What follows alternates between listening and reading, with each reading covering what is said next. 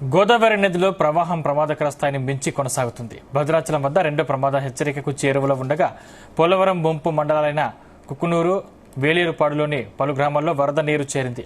రహదారులు నీట మునిగాయి. దీంతో పలు గ్రామాలకు రాకపోకలు నిలిచిపోయాయి.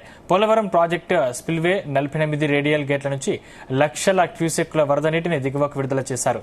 ముంపు గ్రామాలను వణికిస్తున్న గోదావరి వరద పరిస్థితిపై మరింత సమాచారం మా ప్రతినిధి దుర్గా మన్నే అందిస్తారు. ఎగువ ప్రాంతాల్లో కురుస్తున్న భారీ వర్షాలకు గోదావరిలో గంటకు వరద ఉధృతి పెరుగుతుంది.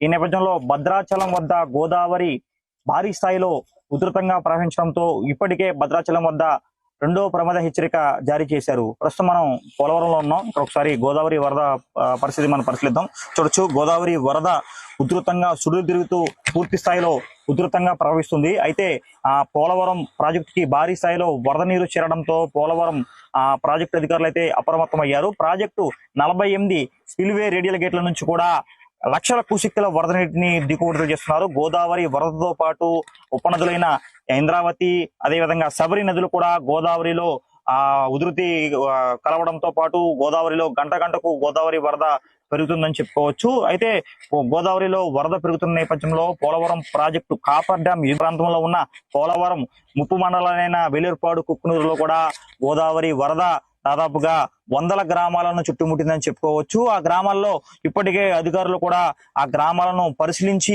వారందరినీ కూడా తరలిస్తున్న పరిస్థితి ఉంది. అదే విధంగా వాళ్ళందరికీ కూడా పునరావాస కేంద్రాలను ఏర్పాటు చేసి వారికి నిత్యావసర వస్తువులు, అదేవిధంగా ఆహారం, వైద్య సేవలను కూడా అందజేస్తున్నారు. అదేవిధంగా గర్భిణీ స్త్రీలను, అదేవిధంగా వృద్ధులను, వికలాంగులను కూడా తరలించేందుకు కూడా జిల్లా కలెక్టర్ వెట్రి సెల్పి స్వయంగా రంగంలోకి దిగి వారందరినీ కూడా పునరావాస కేంద్రాలకు తరలించేందుకు కూడా ప్రత్యేక ఏర్పాట్లు అయితే చేశారని చెప్పుకోవచ్చు. అదేవిధంగా గోదావరిలో వరద ఉధృతి క్రమేపీ పెరగడంతో ఏదైతే నదీ పరివాహక ప్రాంతాలకు సంబంధించి గండిపోచమ్మ ఆలయం పూర్తిగా నీట మునిగింది. ఏదైతే రేవులో ఉన్నాం, ఇక్కడ పట్టిసీమ వీరేశ్వర స్వామి ఆలయాన్ని గోదావరి వరద పూర్తిగా చుట్టుముట్టడంతో ఆలయానికి వెళ్లాలంటే కూడా ఈ గోదావరి వరద ఉధృతిలో పడవల ద్వారా వెళ్లి ఖచ్చితంగా కూడా ధూపదీప నైవేద్యాలు పెట్టాలి. అదేవిధంగా నదీ పరివాహక ప్రాంతాల్లో ఉన్న ఆలయాలు పూర్తిగా నీట మునిగాయని చెప్పుకోవచ్చు. అయితే గోదావరిలో వరద పెరుగుతున్న నేపథ్యంలో కూడా నదీ పరివాహక ప్రాంతాల్లో ఉన్న ప్రజలంతా కూడా భయాందోళన చెందుతున్నారు. అయితే భారీ స్థాయిలో గోదావరిలోకి వరద నీరు చేరడంతో ప్రాజెక్టు నుంచి ఏదైతే ప్రాజెక్టు స్పిల్వే 48 రేడియల్ గేట్ల నుంచి కూడా లక్షల క్యూసెక్కుల వరద నీటిని దిగుబడుదల చేస్తున్నారు. అదేవిధంగా ఏదైతే గోదావరిలో వరద ప్రవాహం గంటకు పెరగడంతో ధవళేశ్వరం నుంచి కూడా లక్షల క్యూసెక్కుల వరద నీటిని సముద్రంలోకి విడుదల చేస్తున్నారు. దీంతో ఏదైతే ఉభయ గోదావరి జిల్లాలోని లంక గ్రామాలను గోదావరి వరద చుట్టుముట్టింది. దాదాపుగా లంక గ్రామాలకు బాహ్య ప్రపంచంతో పూర్తిగా సంబంధాలు తెగిపోయాయని చెప్పుకోవచ్చు. అయితే లంక గ్రామాల్లో కూడా అధికారులు పర్యటిస్తున్నారు.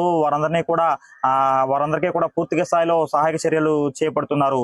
అయితే గోదావరిలో వరద ప్రవాహం గంటకు పెరగడంతో పాపికొండల విహారయాత్రకు సంబంధించిన బోట్లను కూడా అధికారులు పూర్తి స్థాయిలో నిలిపివేశారు. అదేవిధంగా చేపల వేటకు ఎవరు వెళ్లొద్దంటూ కూడా, స్థనాలకు దిగొద్దంటూ కూడా ఏదైతే గోదావరి రేవుల ఘాట్ల వద్ద కూడా పోలీసు బందోబస్తు కూడా చేపట్టారు. అయితే పోలవరం ముప్పు గ్రామాలైన వేలేరుపాడు, కుక్కునూరు మండలంలోని ముప్పు గ్రామాలలో అధికారులు జిల్లా కలెక్టర్ వెట్రి సెల్వి పూర్తి స్థాయిలో పరిశీలించి వారందరినీ కూడా ఏదైతే సహాయక చర్యలు చేపడుతున్నారు.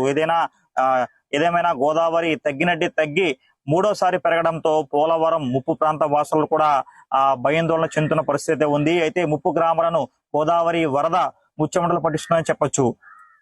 కెమెరా పర్సన్ శ్రీరామ్తో దుర్గా మన్నే, GT న్యూస్, పోలవరం నుంచి.